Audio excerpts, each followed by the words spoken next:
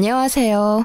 저는 얼마 전에 똥을 밟고 크게 데인 뒤에 초대박을 맞은 30대 초반의 평범한 주부예요. 똥 같은 전 남편과 이혼 후 굉장히 다른 삶을 살고 있거든요.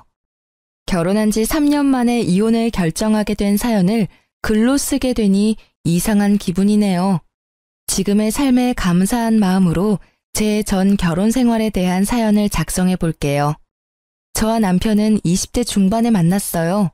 당시 저는 이미 직장인 4년 차로 아버지가 보태준 돈과 제가 번 돈을 합해서 전셋집에서 살고 있었어요. 남편은 저의 알뜰한 모습에 반했다며 프로포즈를 했고 요즘 추세로는 좀 이른 나이에 결혼을 하게 됐어요. 남편은 사실 좀 무뚝뚝한 면이 있고 구두쇠 기질도 있었어요. 그래도 연애 초반에는 좀 덜했는데 결혼 후에는 점점 심해지기는 했지만 아슬아슬하게 참을 수 있는 정도였죠. 시모는 아들이 전부인 사람으로 남편처럼 구두쇠 기질이 있었어요. 그래도 연애 초반에는 좀 덜했는데 결혼 후에는 점점 심해지기는 했지만 아슬아슬하게 참을 수 있는 정도였죠. 시모는 아들이 전부인 사람으로 남편처럼 구두쇠 기질이 있었어요. 자식은 부모를 닮는다고 했나요? 그 말처럼 두 사람은 똑같이 알뜰살뜰 돈 쓰는 걸 두려워하는 사람이었답니다. 그런 시모와 저는 그다지 가깝지는 않았어요. 시모가 매번 친정과 시댁을 차별한다며 저를 나무랐거든요.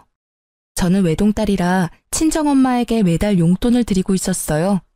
자식도 하나뿐인데 그런 거라도 챙겨드리고 싶어서 드렸던 건데 친정엄마에게만 드리기 뭐해서 시모에게도 주는 거였거든요.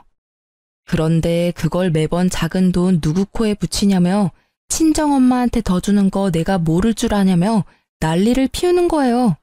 아니 근데 생각해보세요. 외동인 제가 친정을 챙기는 건 당연한 것 아닌가요? 어째서 제가 제 집에 효도하는데 시모에게 그런 말을 들어야 하죠? 어쨌든 시모의 그런 언행은 시집 오고 난 뒤부터 시작됐어요.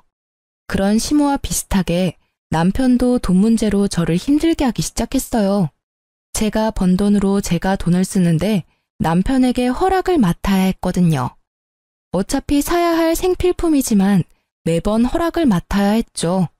이때쯤엔 부부 사이가 아니라 거의 상사와 부하 느낌이었어요. 내 돈으로 결제 맞는 더러운 그 기분 알만한 분들은 아실 거예요. 정말 짜증나거든요. 그렇다고 제가 낭비를 하는 것도 아니었어요. 진짜 맹세코 양가 어머님께 드리는 돈이 거의 60만 원 정도고 나머지는 생활비 100, 나머지는 비상금과 적금이었거든요. 제가 한 달에 쓰는 돈은 거의 20만 원도 되지 않았어요. 그런데 그마저도 많이 쓰니 적게 쓰니 쓸데없다느니 처음에는요. 저도 좋게 생각했어요. 이게 다 나중에 좋은 집에서 살고 좋은 차 몰고 다니려면 어쩔 수 없는 희생이다 라고 말이죠. 그런데 뒤로 갈수록 이게 아니다 싶을 정도로 심할 때가 있었어요. 지금 보면 그냥 그 사람은 구두쇠였을 뿐이고 더 악질적이게도 남의 돈도 자기 돈이라고 생각하고 있었던 거였어요. 제가 이 짠돌이 남편과 싸우게 된 첫 번째 사건의 계기는 바로 친정집 세탁기 때문이었어요. 친정엄마와 평소처럼 통화를 하는데 엄마가 최근에 세탁기가 고장났다고 하더라고요. 처음에는 수리를 생각했는데 오래된 세탁기라 생각보다 수리비가 너무 많이 나와서 어떻게 할까 고민 중이라고 하더라고요. 그래서 저는 제가 모아둔 돈도 있고 저번 명절 때 남편의 성화로 용돈도 많이 못 드린 것도 있어서 제가 세탁기를 새로 사드리기로 했어요. 친정엄마는 걱정하셨지만 저는 제 돈이고 친정에 쓰는 돈인데 괜찮을 거라고 생각했어요. 솔직히 남편의 반응이 조금 신경 쓰였지만 지도 양심이 있으면 장모한테 못 해준 거 내가 해준다고 뭐라 하지는 않겠지 하는 생각도 있었죠. 그래서 이왕 해주는 김에 세탁기에 건조기까지 해서 드렸거든요. 친정엄마가 50견이 와서 빨래 넣을 때 너무 힘들다고 하신 적이 있어서요. 겨울철이나 장마철에도 빨래 말리기 편하니 친정엄마 집안일이 조금이라도 줄어들 거라 생각해서 선택한 거였어요. 새 세탁기와 건조기가 들어가는 날 부모님과 같이 있었는데 부모님은 무척 좋아하셨고 저는 이걸로 끝이라고 생각했죠. 남편도 모를 거라고 생각했는데 카드 내역이 우편으로 날아올 줄이야. 일부러 카드 실적 채우려고 카드로 구매했는데 남편이 그 내역을 보고는 당장 가지고 와서 따지더라고요. 여보, 이렇게 비싸게 주고 산 게 뭐야? 거의 400만 원에 가까운 돈을 주고 도대체 뭘 산 거야? 돈도 없는데 이만큼이나 돈을 썼어? 아, 그거 우리 친정에 세탁기 고장났다고 하더라고. 그래서 내가 하나 사드렸어. 사드리는 김에 건조기도 같이 해드렸어. 그러잖아도 엄마 매번 빨래 넣을 때 50견 때문에 아프다고 하셨거든. 건조기 있으면 팔도 많이 안 아플 것 같고 같이 하면 또 싸길래 해드렸어. 평소에 해드리는 것도 없고. 명절 때도 용돈 많이 못 드렸는데 이 정도면 괜찮잖아. 자초지종을 설명하면 이해할 거라고 생각했던 남편의 얼굴이 점점 험악해지는 걸 보고 저는 당황했어요. 그런 일이 있으면 나한테 이야기부터 했어야지. 당신 혼자 결정하는 법이 어디 있어? 돈 400이 그렇게 쉽게 결정할 일이야? 왜 당신은 항상 이런 큰일을 혼자서 결정하는 거야? 아니, 말이 좀 그렇네. 매번 그러는 것처럼 말하는데 이번이 처음이잖아. 그리고 쉽게 결정한 거 아니야. 나도 충분히 생각했고 필요하다는 걸 느꼈으니까 산 거잖아. 나는 당신이 왜 화를 내는지를 모르겠어. 이걸 산 게 그렇게 화낼 만큼 큰일이야? 큰일이지. 당신이 쓰는 돈은 우리 돈이기도 하다고. 상대방의 소비 규모를 파악하는 것도 중요한 일이고 지금처럼 당신이 과소비하는 일도 있으니까. 그리고 내가 화를 내는 건 당신이 처갓집만 챙겨서야. 세탁기는 우리 엄마가 쓰던 걸 처갓집에 줘도 되잖아. 차라리 우리 엄마한테 세탁기 새로 사드리는 게 나았을 텐데. 뭐? 그게 무슨 논리야? 참나, 우리 집이 거지야? 무슨 말을 그렇게 열받게 해. 왜 우리 집에 남이 쓰던 걸 써야 하는데? 그리고 내가 왜 멀쩡한 시댁 세탁기를 새로 해드려? 남이 아니잖아. 우리 엄마는 혼자 사용하고 계시니까 오래되긴 했어도 깨끗하다고. 그리고 우리 엄마라면 새로 사드려도 깨끗하게 오래 쓸 테니까 돈도 덜 들고 얼마나 좋아. 그게 뭐가 좋은 건데? 그러니까 당신 말은 우리 집은 더럽게 쓰고 어머님은 깨끗하게 써서 어머님께 새 세탁기를 해드리는 게 좋다는 이야기야? 오래 쓰면 그만큼 낡아져. 그걸 좋은 점이라고 하는 거야? 근데 좋고 나쁜 걸 떠나서 일단 기분이 더럽잖아, 기분이. 왜 화를 내? 다 아껴 쓰자고 하는 말이잖아. 그렇게 아껴야 우리한테도 도움되고. 그건 아끼는 게 아니지. 비루하게 사는 거잖아. 어차피 이렇게 하나 저렇게 하나 돈 드는 건 마찬가지야. 그리고 친정집 세탁기가 망가졌는데 시댁에 새 걸 해줘야 한다는 당신 생각이 미친 거지. 이번 세탁기 건조기는 다 내가 모은 돈으로 해드린 거잖아. 자기한테 돈 달라고 한 적 있어? 내가 알아서 다 했고 이미 집에 들어가 있고 환불 안 되니까 앞으로 이 이야기는 꺼내지도 마. 알 같지도 않은 소리를. 그래서 시댁에는 새 거 하나 안 해주겠다 이거지? 봐, 매번 똑같아. 넌 언제나 너희 집과 우리 집을 차별해. 그게 눈으로 보이니까 매번 간섭하게 되는 거야. 매번 처갓집에 새 것만 해주고 싶어서는. 그리고 넌 며느리면서 시어머니 몸 안 좋아서 골골대는 건 안 보여? 우리 엄마도 몸 안 좋아. 너희 엄마만 엄마야? 어머님 몸 아픈 걸 왜 나한테 이야기해? 아프시면 병원 가면 되지.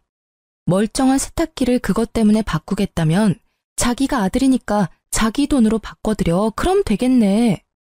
그 생각 자체가 문제라고.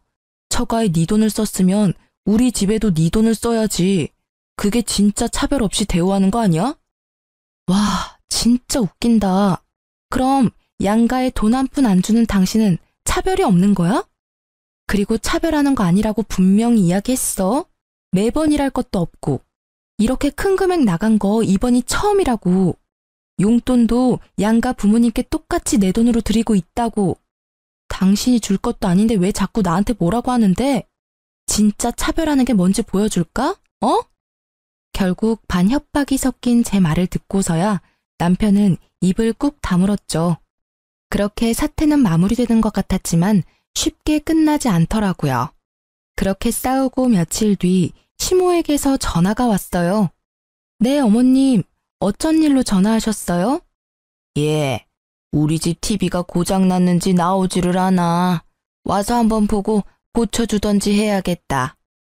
시모는 항상 무언가 원하는 게 있을 때만 먼저 연락을 했거든요. 이번에는 TV를 고쳐달라거나 사달라는 것처럼 보였죠. 네, 알겠어요. 제가 남편에게 잘 전해놓을 테니 조금만 참으세요. 그렇게 저는 시모의 전화를 끊고 바로 남편에게 전화를 걸었어요. 여보, 어머님이 집 TV가 망가졌다고 전화 오셨던데 와서 봐달라고 하시는데 수리가 될까 모르겠네. 워낙 오래된 TV라. 그래서? 그래서라니. 가서 한번 봐드리고 와. 내가 가서 고쳐지는 것도 아닌데 내가 왜 가? 남편의 말에 당황한 것은 저였어요. 지금 당장 가서 고쳐주겠다고 해도 모자랄 판에 왜 이렇게 새초롬하게 구나 싶었는데 남편이 저에게 한방 날리더라고요. 당신이 당신 돈으로 엄마네 TV 바꿔주면 되잖아. 차별하지 않는다고 했으니 그렇게 해줄 거지? 그럼 너는 뭘 해줄 건데? 뭐? 내가 왜 해줘야 되는데? 당신이 알아서 하라니까. 그게 차별하지 않는 거지. 장난치는 것도 정도가 있거든? 야, 친정집 세탁기 고장났을 때 네가 돈 한 푼이라도 냈어? 땡전 한 푼 보태준 적도 없으면서 뭐? 나더러 시어머니 TV까지 해내라고? 네가 친정집에 뭐라도 해주면 나도 해줄게.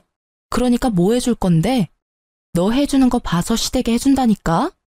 내가 돈 한 푼 안 냈다고 잔소리하지 말라고. 나는 아끼자고 분명히 이야기했잖아. 그런데 그만큼 큰 돈을 나랑 상의 없이 쓴 건 분명 당신 탓이지. 왜 나한테 화살을 돌려? 당신 돈으로 처가에 뭔가를 사줬으면 똑같이 당신 돈으로 시댁에도 사줘야지. 몰래 처갓집에만 가전 사주고 이러는 거 그게 처갓집이랑 시댁 차별하는 거 아니야? 말도 안 되는 말을 논리적으로 하려고 애쓰는 미친 남편 놈을 보며 저는 화를 꾹 누르며 맞받아쳤어요. 아, 그래. 그럼 이렇게 하면 되겠네. 우리 친정집에 TV가 오래되긴 했지만 자주 안 보셔서 깨끗하고 잘 나와. 그러니까 그거 어머님 드리고 친정집에 새로 TV 사드리면 될 것 같아. 괜찮은 생각이지. 얼마 전에 당신이 생각해낸 획기적인 아이디어잖아. 남편의 되먹지 못한 발언에 열받은 저는 남편에게 들었던 말 그대로 돌려줬어요. 그랬더니 이번에는 말도 안 하고 가만히 듣고만 있더라고요. 자기가 했던 이야기를 입장 바꿔 들어보니 어이없는 일이라는 걸 깨달았던 거죠. 어때, 기분이? 좋은 생각이라는 생각이 들어? 직접 당해보니까 진짜 어이없고 열받지 않아? 있지, 당신이 돈 아끼는 건 알겠는데 남의 돈으로 대리효도하는 짓은 하지 말자. 같이 살고 있는 사람 기분 나쁘게 만들 필요는 없지 않아? 결국 남편은 제 물음에 답하지 않고 시댁 TV 일은 자기가 해결하겠다고 하고 전화를 끊었어요. 저는 남편이 알아서 하겠다고 했으니 신경을 껐고요. 솔직히 전화상이 아니라 직접 보고 이야기했다면 얼굴을 한 방 날려버렸을 거라는 생각이 들 정도로 화가 났었어요. 이후에 시댁을 갔다가 깜짝 놀라 혀를 찰 수밖에 없었어요. 남편이 시댁에 사놓은 TV를 봤거든요. 그건 중고였어요. 한눈에도 오래돼 보이는 그런 누런 TV는 절대로 비싼 돈 주고 사오지는 않았을 것 같더라고요. 화면이 나오기는 하는데 예전 고장난 TV보다 연식이 더 오래된 제품이었죠. 저는 고개를 절레절레 흔들 수밖에 없었어요. 우리 집에 저걸 들이지 않은 게 다행이라는 생각을 하면서요. 그리고 시모는 그 TV를 볼 때마다 도리어 저에게 한 소리 하더라고요. 넌 생각이라는 게 있니? 어떻게 시댁 TV가 고장났는데 중고를 사줄 수가 있어?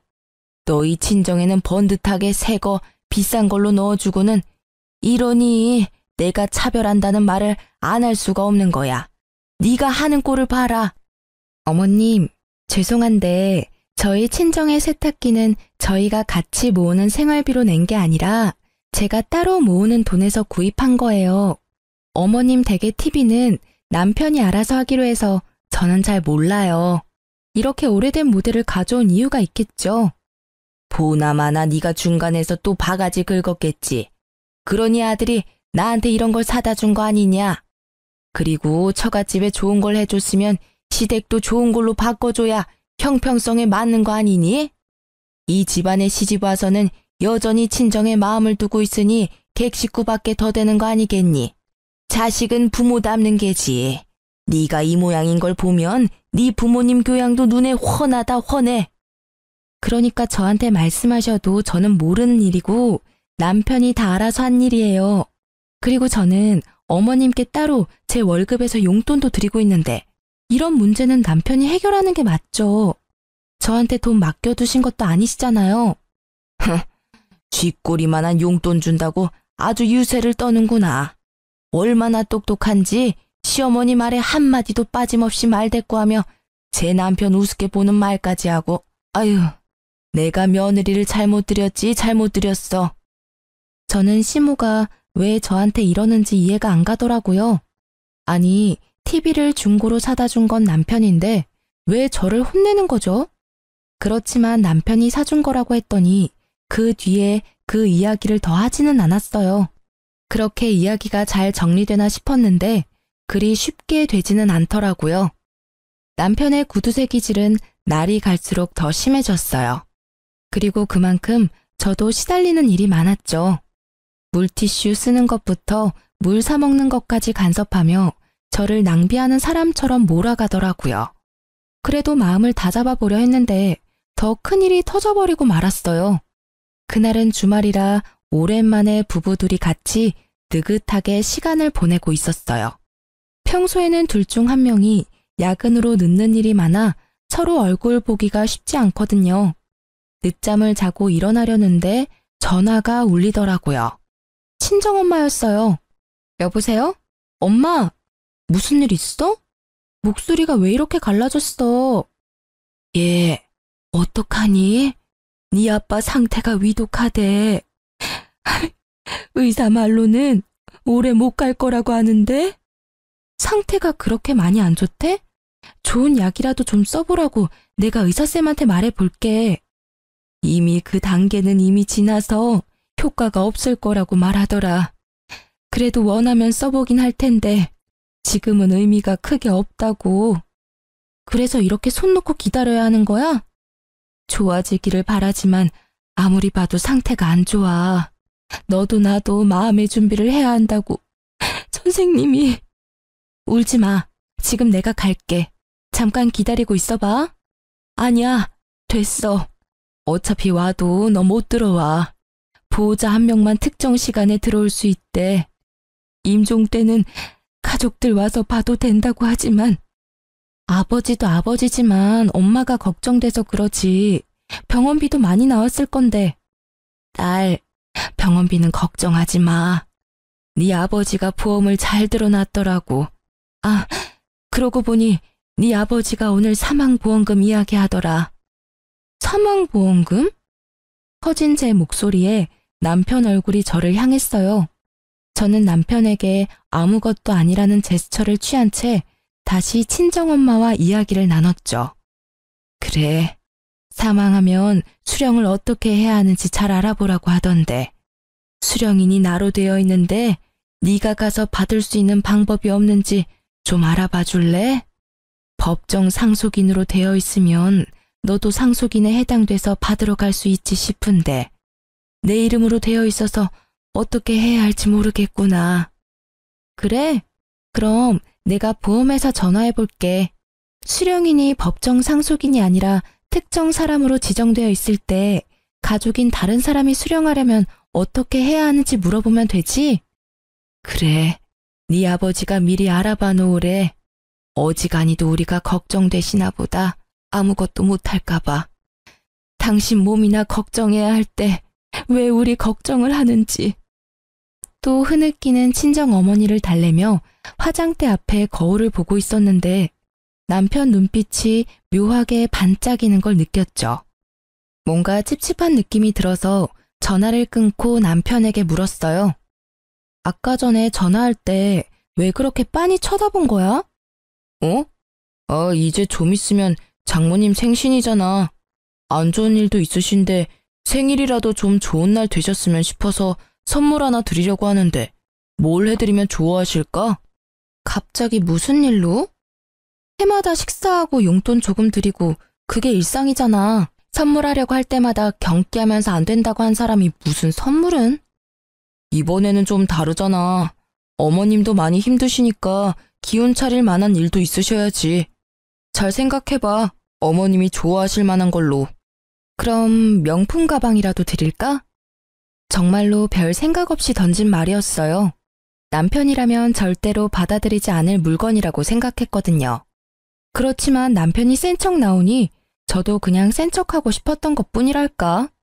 진짜 아무 생각 없이 던진 말이었는데 그런데 이게 무슨 일인지 갑자기 남편이 알겠다고 하더라고요. 그래, 그걸로 사드리자. 내가 봐서 사올게. 진짜로 사드릴 거야?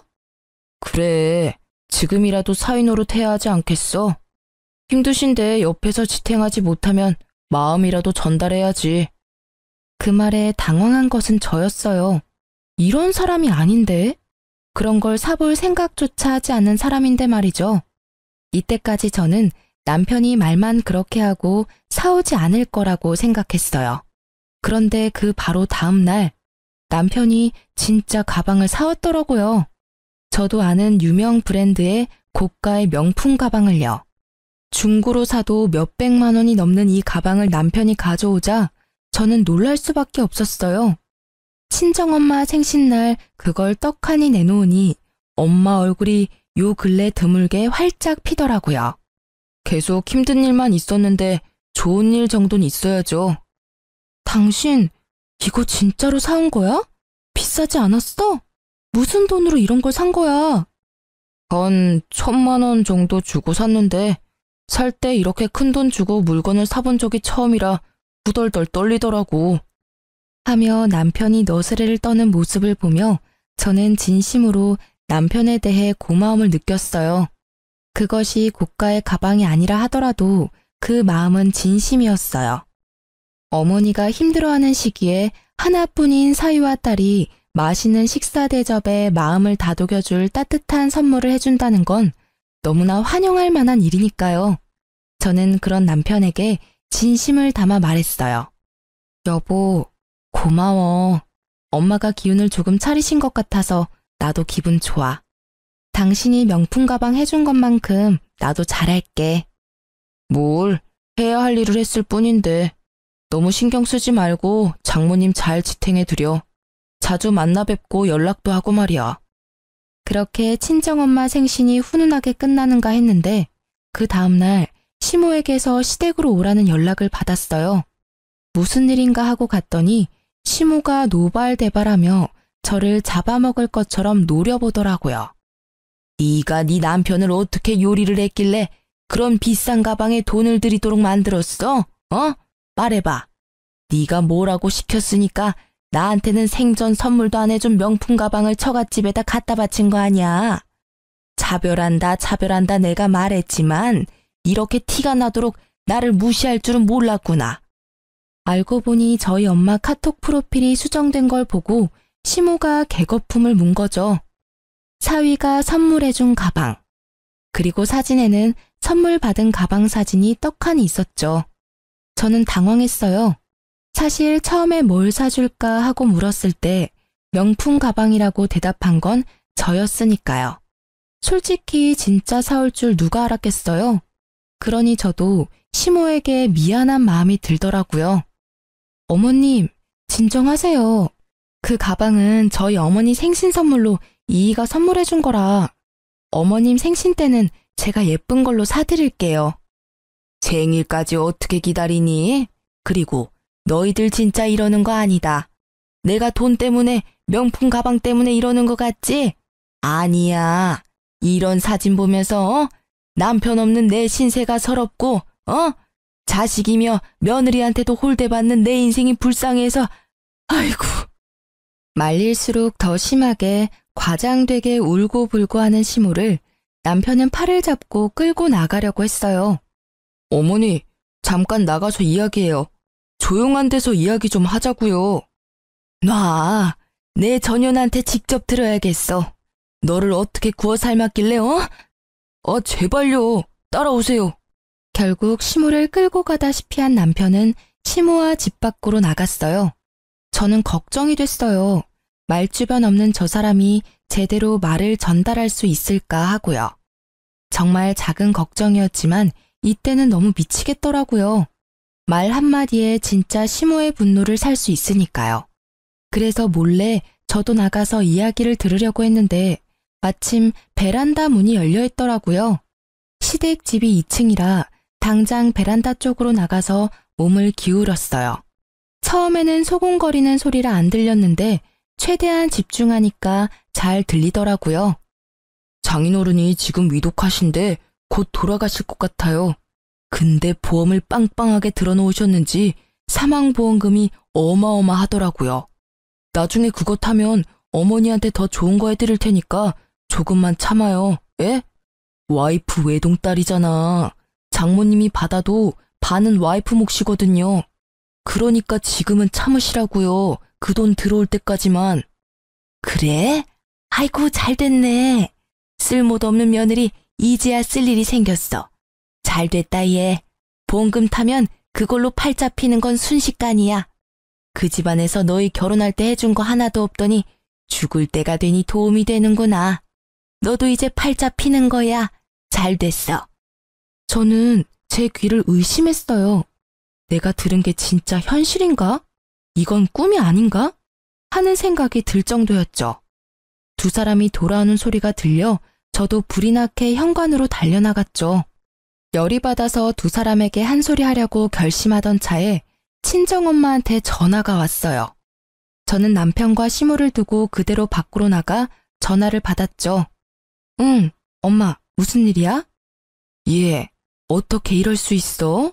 사위한테 받은 가장고리가 떨어져서 수리하러 갔더니 자기네 제품이 아니라며 수리를 거부하던데 이거 설마 가짜 제품이니?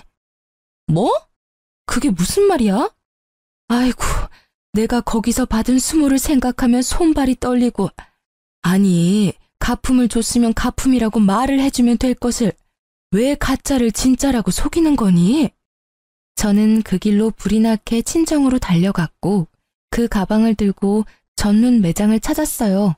직원이 딱 보더니 SA급도 아닌 B급 짝퉁이라더군요. 저도 친정어머니도 명품을 직접 본 적이 없으니 그게 가짜인지 진짜인지 알 길도 없었던 거고요. 실망한 친정어머니를 달래는 저는 수치스러움과 분노로 머릿속이 가득 찼어요. 이혼. 바로 이날 저는 이혼을 결심하게 됐어요. 막대 먹은 무개념 짠돌이 남편과의 이혼을 말이죠. 그리고 저는 그 나쁜 놈과 아버지를 모욕한 시모에게 복수를 계획했어요. 지들이 했던 대로 아주 치사하고 더럽고 열받는 복수를 말이죠. 이후로 저는 대놓고 시댁과 친정을 차별하기 시작했어요. 좋은 것이 있으면 무조건 시모가 있는 데서 친정에 해줘야겠다고 이야기하고 제가 모은 돈을 털어서 친정에 바리바리 먹을 것, 입을 것, 가전제품 같은 것들을 해다 줬어요. 남편과 시모가 볼 때 더 많이 해드렸죠. 시모에게 이보다 더 크게 열받는 일이 있을 수 없고 남편은 유산 때문에 꾹 참고 있는 게 보였죠. 그래도 본인도 참기 힘들었을 거예요. 말하고 싶은 걸 참느라 힘들어 보였거든요. 그치만 이제 짠돌이가 힘들어하든 말든 제 알 바 아니죠. 무개념 막말 시모는 결국 참지 못하고 제게 한 소리 해댔어요. 이게 보자 하니까 친정집에는 발길 좀 끊으랬더니 매번 왔다 갔다 하며 이거 사주고 저거 사주고. 너는 이 시댁 식구들은 보이지도 않냐? 이렇게 대놓고 사람 차별하고. 자식은 부모 닮는 법이야. 네가 그러면 네 부모가 욕 얻어먹는 건 당연한 이치지. 어디 가서 우리 집 며느리라고 하지 말거라. 네, 차별하는 거 맞고요. 저는 외동딸이라 저희 친정집 식구도 소중해요. 어머님네는 아들이 셋이나 되는데 챙겨줄 사람도 그만큼 많잖아요. 그런데 저희 집은 저 하나뿐이거든요. 제가 아무리 친정을 챙겨도 어머님네 새형제가 챙기는 것보단 덜하겠죠. 안 그래요? 시모에게 아들 셋은 자신과 똑같은 구두쇠들 셋이었거든요. 그러니 용돈도 저만 드리고 있었고 나머지 형님들은 용돈 자체도 드리지 않더라고요. 그러니 제가 친정에 해주는 것들이 부러울 법도 했던 거죠. 그래서 힘껏 빈정거려줬어요. 그것도 아들 못 낳은 너네 엄마 팔자지. 그럼 아들을 든든히 낳았어야지. 이렇게 남의 집안 며느리로 들어온 딸에게 이거 사달라 저거 사달라. 너희 집안도 참 사람들이 베어먹지를 못했어. 결국 친정집을 걸고 넘어지는 시모에게 저는 대놓고 두 아주버님 흉을 좀 봤어요. 아, 그래서 어머님은 두 아주버님한테 잘 대접받고 계시나요? 연락도 자주 안 하시는 것 같던데. 형님들도 연락 없으시잖아요. 하긴 그것도 어머님 팔자시죠. 어머님이 매번 자식은 부모 닮는다고 하셨는데 그 말이 딱 맞네요. 두 아주버님도 어머님을 똑 닮으셔가지고 참 야무지세요. 그죠? 뭐? 인연이 이거 아주 못하는 말이 없네. 이제 막 가기로 결정한 거니? 이 싸가지가 없는 년, 막 떼먹은 년.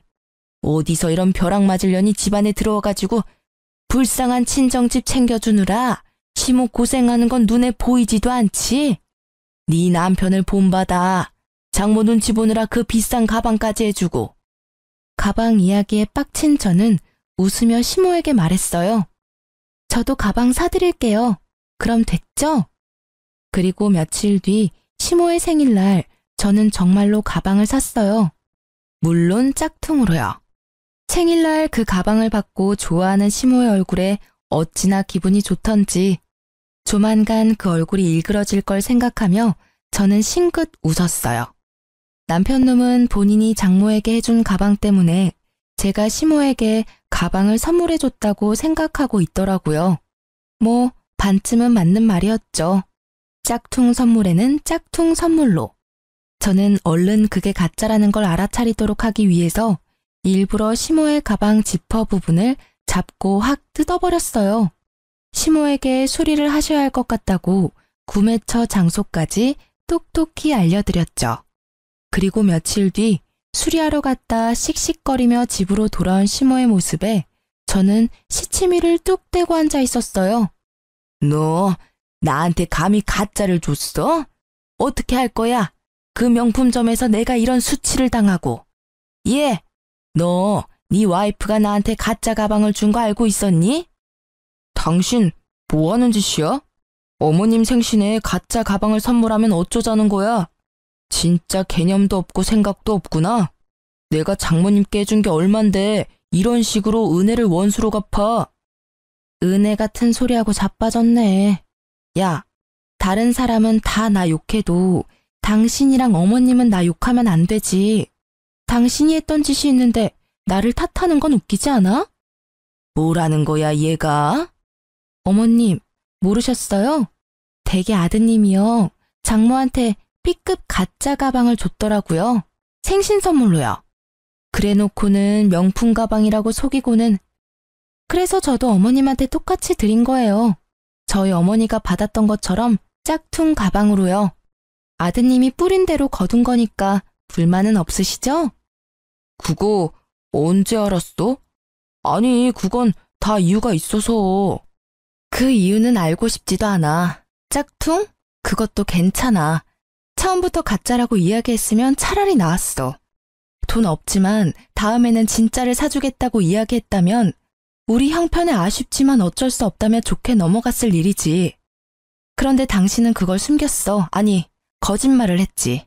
1,000만 원이 넘는 가격으로 산 것처럼 사기를 쳤어. 자기 장모한테 말이지. 이 사기꾼. 서슬퍼런 제 모습이 처음인지라 남편과 시모는 놀란 눈치였어요. 그런 남편의 모습에 저는 한 방 더 먹여주기로 했어요. 그리고 한 가지 더 말해주는데 그 일 덕분에 우리 엄마가 괘씸해서라도 나한테는 아버지 보험금 안 주겠대. 어차피 지정수령이니라 엄마한테 다 가는 거라 나는 한 푼도 못 받는다고. 뭐? 그게 무슨 말이야? 당신도 법정 상속인인데 왜 못 받아? 나도 몰라? 아니면 우리 엄마한테 직접 물어볼래? 진짜로 안 줄 생각인 건지. 남편 놈이 진짜로 급했는지 친정엄마한테 곧바로 전화를 걸더군요. 그 탐욕 가득한 눈빛이 어찌나 한심하던지 물어보랬다고 그걸 전화하는 저 뻔뻔함에 치를 떨었죠. 어머님, 저 한 가지만 여쭙겠습니다. 혹시 와이프는 장인어른 사망보험금 못 받습니까? 그래, 자네는 우리 집을 뭐라고 생각하는 겐가?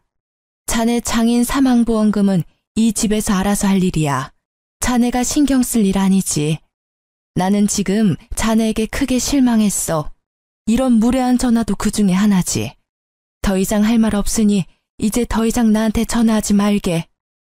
미리 친정엄마와 계획해둔 거였어요. 아버지의 사망보험금이 사라진다면, 내 몫이 사라진다면 이 짠돌이가 어떻게 나올까 하고 아마 분명히 높은 확률로 제가 바라던 말을 해줄 거라고 생각했어요. 그리고 제 예상이 맞았어요. 남편의 절박하던 얼굴은 금세 뻔뻔하게 바뀌더라고요. 그 얼굴에는 미안함도 부끄러움도 없었어요. 당신이 사망보험금 못 받는다면 나랑 같이 살 필요 없어. 우리 이혼해. 짠돌이 남편 싫다며. 매번 차별 운운하는 시어머니도 싫고 그럼 됐잖아. 그냥 이혼하자. 그래, 너 잘 생각했어. 애도 못 가져. 처갓집이랑 차별도 하고 이런 못 사는 집 딸보다 더 좋은 여자 이 나라에 널리고 널렸어. 위자료나 듬뿍 받아내라.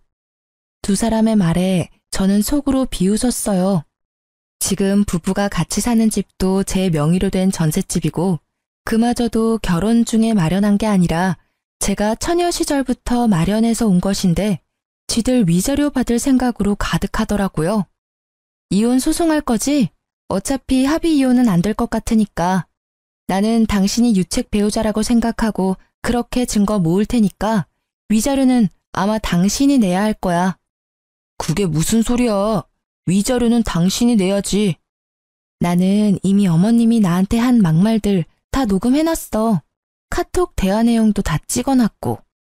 제 말에 심오한 남편은 그제야 꿀먹은 벙어리가 되더라고요. 그 뒤에 남편은 자기가 불리해질 것 같으니 뒤늦게 울며 불며 인정에 호소하며 매달렸지만 저는 냉정하게 뿌리쳤어요. 보험금 못 받는다니 냉큼 이혼하자던 놈이 이제 와서 무슨 낯짝으로 다시 매달리는지. 결국 이혼 소송은 역시 저의 승리였어요. 그리고 그 판결 이후 친정아버지가 돌아가셨죠. 친정엄마는 이혼한 제게 사망보험금의 반을 나눠주고 저는 보험금과 위자료, 전세금을 합해서 아주 좋은 집을 계약했어요. 그렇게 4년이 흘렀어요. 이미 저는 좋은 남자를 만나 재혼에 성공한 상태였죠. 내심 이번에는 절대로 짠돌이와 만나지 않으려고 조심 또 조심했는데요. 그렇게 만난 게 현재 남편이에요. 작은 상가를 소유한 남자로 결혼 직후 아기 천사가 찾아온 덕분에 저는 회사를 그만두고 아이 육아에만 힘쓰고 있었죠. 그러다 아이를 어린이집 보내고 남는 시간엔 남편 상가에 가서 일을 조금씩 도와주고 있었어요. 그리고 어느 날 남편 건물에 청소 여사님 면접을 보기로 해서 아기를 안고 건물 관리실로 들어갔어요. 그 안에는 면접을 보기 위해 온 연세 지긋해 보이는 여사님들이 계시더라고요. 그리고 고개를 돌리다가 저는 익숙한 얼굴과 마주쳤어요. 바로 전시모였어요. 전시모는 제 모습을 보더니 제가 이곳에 면접 보러 온 줄 아시더라고요. 아이고, 어디서 남자 하나 꼬셔서 애 낳고 살고 있니? 세상에, 이런 청소하는데 올 정도면 네 팔자도 망한 거나 다름없구나. 여자 팔자는 남자를 잘 만나야 펴는 법인데 네가 만난 남자가 얼마나 못났으면 이런 데를 와? 우리 아들이랑 헤어지고 어떻게 사는지 척보니 알만하구나. 그러게 왜 그 난리를 치며 이혼까지 해가지고는 내가 무어라 말하기 전에 먼저 치고 나오더라고요. 저는 아무 말 없이 그냥 듣고만 있었어요. 그냥 웃겼어요. 자기 처지도 모르고 여기 와서 잘난 체 하는 게 제 무덤 열심히 파고 있는 모양이더라고요. 그래도 애는 하나 낳아줬나 보네. 우리 애가 너한테서 애 보기 싫어서 애를 안 가진 거 아니니? 잘했지. 애라도 있었으면 얼마나 울고 먹었을 거야. 애 있다고 양육비 내놓으라 어쩌라 했겠지. 애가 없는 게 얼마나 다행인지. 아무 말 없는 거 보니 너도 네 처지가 부끄럽긴 한가 보네. 그렇게 말하던 전시모의 눈이 제가 들고 있던 가방을 향하더라고요. 남편이 사준 브랜드 제품 가방이었는데 그걸 보고 피식 웃더라고요. 나쁜 버릇 또 나왔구나. 청소나 하러 다니는 주제에 가짜 명품 가방을 들고 다니니? 나한테 짝퉁 가방 선물할 때부터 알아봤어. 그것도 가짜지? 줘봐. 그때 내가 당한 수치를 생각하면 지금도 화가 가라앉지를 않아. 그러면서 제 가방을 뺏어갔어요. 가방을 험하게 다루며 상처를 내길래 제가 말해줬어요. 그거 가품 아니고 진품이에요. 이미 가죽에 기스가 났네요. 수리 비용 주실 거죠? 이거 수리 안 되면 하나 통으로 사주셔야 하는데 그 정도 능력은 있으신 거겠죠? 하긴 아드님이 셋이나 계시는데 그 정도 돈 없겠어요? 제가 차분하게 웃고 있으니 전시모도 약간 이상하게 생각한 듯 하더라고요. 제 가방이 바닥에 내팽겨쳐질 때 마침 관리실 문이 열리면서 관리 직원이 인사를 하러 나왔죠. 아이고 사모님, 왜 거기서 계세요? 여기 안쪽으로 와서 앉으세요. 사모님? 저는 전시모가 바닥에 떨군 가방을 들어 먼지를 툭툭 털어냈죠. 고개를 드니 전시모의 얼굴이 새하얗게 질린 게 보이더라고요. 그제야 상황 파악이 된 것 같더라고요. 제가 일하러 온 사람이 아니라는 것과 자신이 던져버린 가방이 가품이 아닌 진품이라는 걸요. 네, 제가 사모님이고 오늘 이 건물 청소 여사님 구하는데 지금 남편이 면접 좀 봐달라고 해서 온 거예요. 일단 한 분씩 안쪽 방에서 면접 볼게요.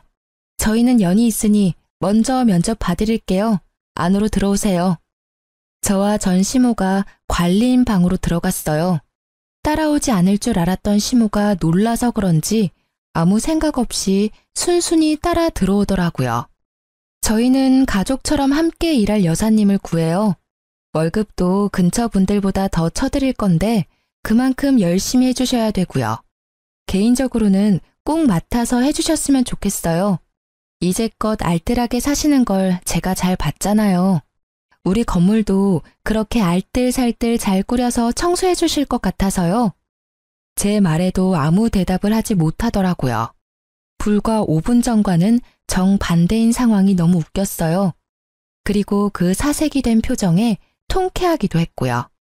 절 괴롭힐 때는 보지 못했던 얼굴이 너무 속 시원했어요. 그런데 전 남편은 뭐 하는 사람인지 모르겠네요. 대체 뭘 하고 다니길래 늙은 노모를 일하러 여기까지 보냈대요? 요새 일 다니고 있긴 해요?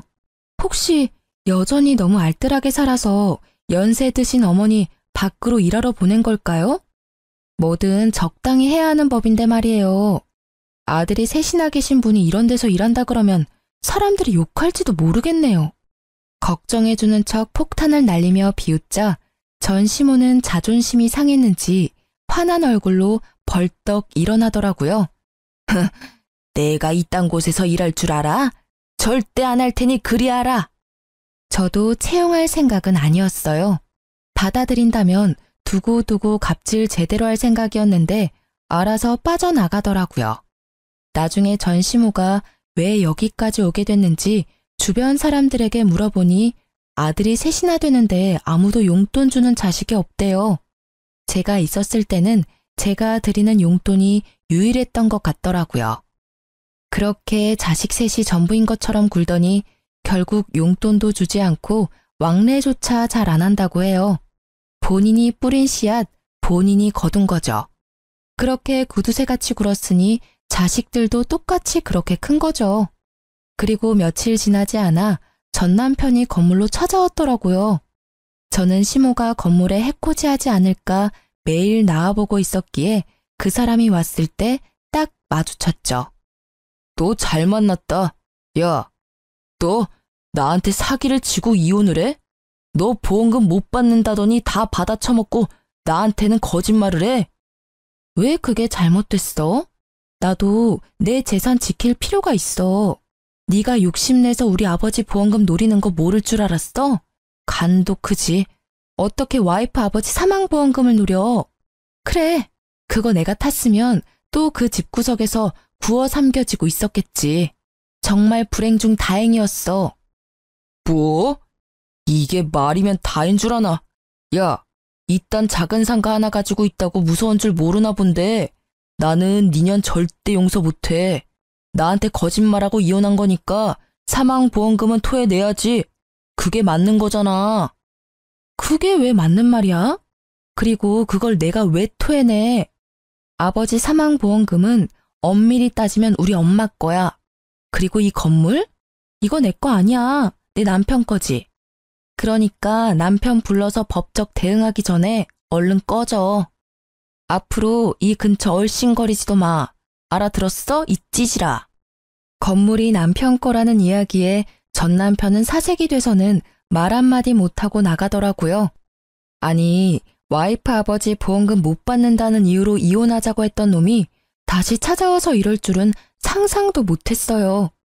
정말 찌질함의 끝을 보여준 더러운 놈이었어요.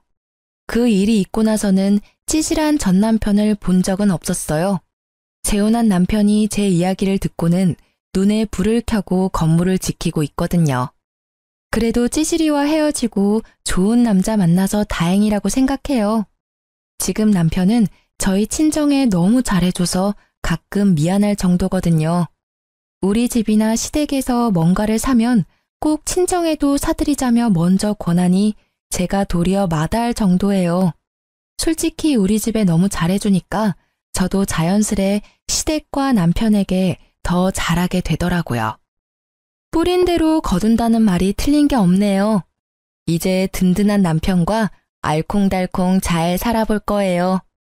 글 읽어주신 분들 모두 감사하고 행복하세요.